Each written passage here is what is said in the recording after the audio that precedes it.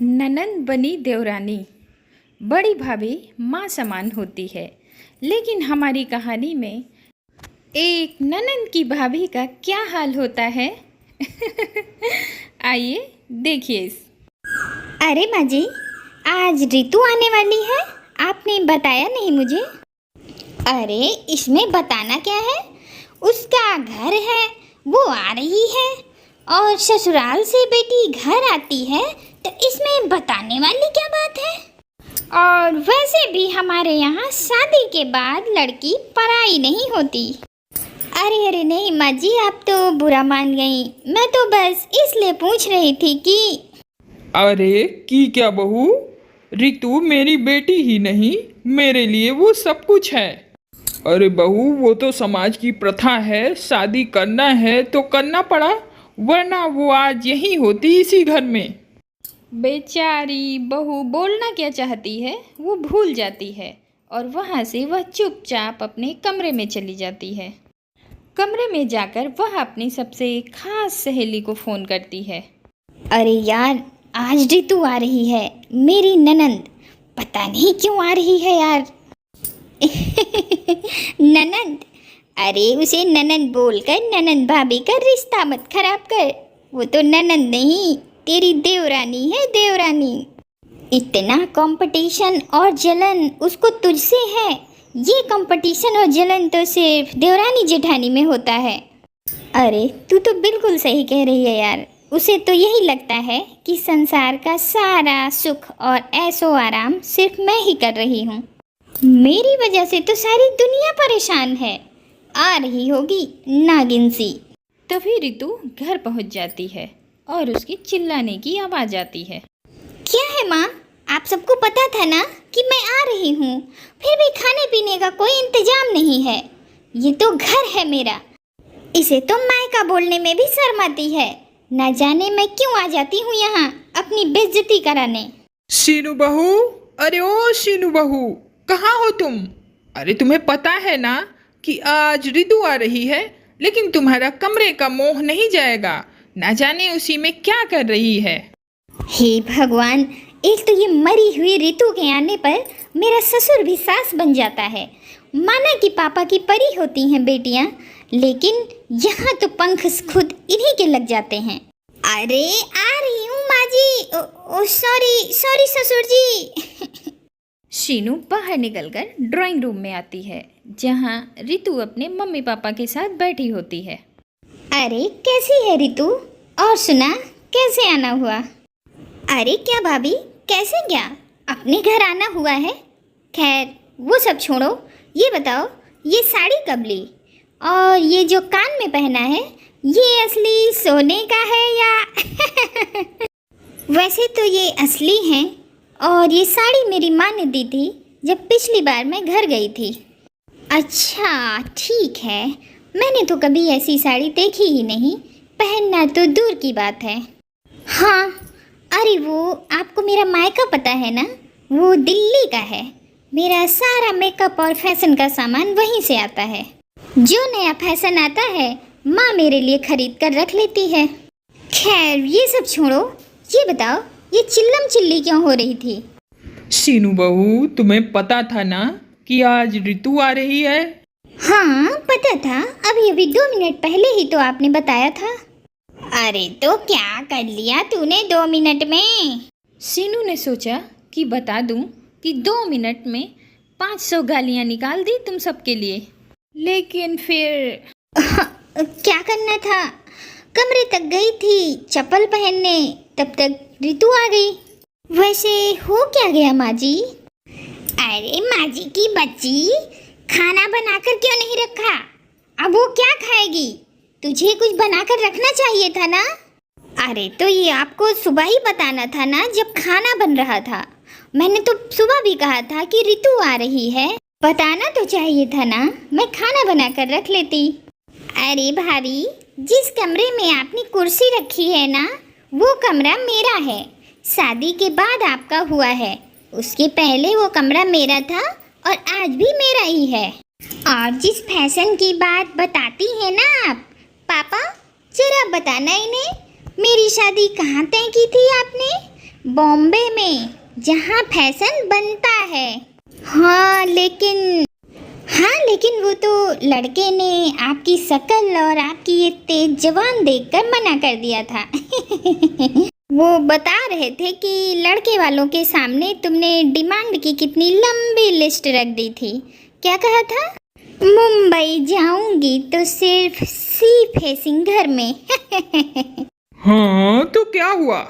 अब जाओ जाओ, कुछ बना भी दो। जितनी देर जबान चला रही हो, अगर इतनी देर कलछी चला देती तो अब तक कुछ न कुछ बन गया होता। शीनू मन ही मन सोचती है, यार ये क्या हो रहा है। अच्छी खासी शांति की जिंदगी चल रही थी, अब न जाने ये कितने दिन चलेगा। खैर, खाना पीना करके शीनू जैसे ही अपने कमरे में जाती है, वहाँ उसकी ननंद रितु बैठी होती है। अरे रितु, क्या हुआ? कुछ चाहिए? रितु शीनू की अलमारी खोलती है। कुछ नहीं भाभी, जरा देखूं तो क्या क्या नया खरीदा है मेरे पीछे। शीनू को गुस्सा तो बहुत आता है कि भाई ऐसे कैसे मेरी अलमारी खोल रही है। कुछ खास नहीं है, कुछ खास नहीं लिया मैंने, बस ऐसे ही छोटा मोटा। चार फाउंडेशन लिए हैं, वो भी इंटरनेशनल ब्रांड, और सोने के टॉप्स, वो भी इतने सारे, और वो भी तनिष्क के। क्या बात है, क्या बात है। कपड़े और फुटवेयर, वो भी इंटरनेशनल ब्रांड।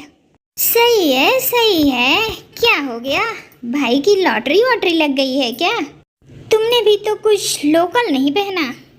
हाँ तो उसका तो पहले से भी शौक था, और उसका पति दिलाता भी रहता है।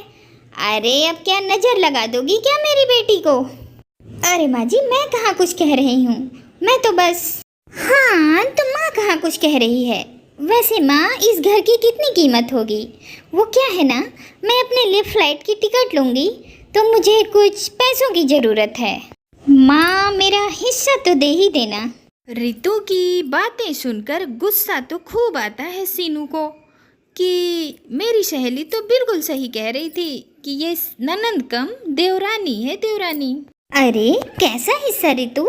काहे का हिस्सा? सास इस बार कुछ नहीं बोलती, आखिर रहना तो बहू बेटे के साथ ही है। इस घर का हिस्सा क्यों? सारा रखने का इरादा है क्या? तो तुम इसलिए आई हो इस बार, बिना किसी को बताए हुए? हाँ, मैं इसीलिए आई हूँ। अब तुम लोग देख लो, पैसे हैं तो कैश कर दो मेरा हिसाब, वरना इस घर को बेच लो। पिता जो अपनी बेटी का इतना ज्यादा साथ दे रहा था, यह बात सुनकर सन्न रह जाता है। लेकिन रितु, तेरी ससुराल में तो कोई कमी नहीं है। हम लोगों के पास ले दे के यही तो एक घर है। अरे शादी का कर्जा भी अभी तक खत्म नहीं हुआ है। ये कैसी बातें कर रही है बेटी? ऐसे में कहाँ जाएंगे हम सब?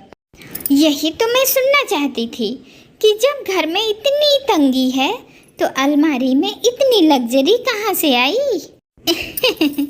मजाक कर रही थी, अभी कुछ नहीं चाहिए मुझे। मैं तो बस तुम सबकी आंखें खोल रही थी। सास ससुर को थोड़ा राहत मिलती है, लेकिन मन में ये बात गड़ तो जाती ही है कि आज नहीं तो कल रितु तो कुछ बोलेगी ही। तब वो लोग कहाँ जाएंगे? वैसे मैंने ये देखा कि आप लोगों को सिर्फ अपनी बहू प्यारी है, बेटी नहीं। अरे नहीं, हम लोगों ने तो ऐसा कभी सोचा ही नहीं। हाँ शीनू, बात तो बिल्कुल टके की कह रही है रितु। इतना पैसा कहाँ से आया? हाँ बोलो। माँ जी, ये मेरी कमाई का सामान है।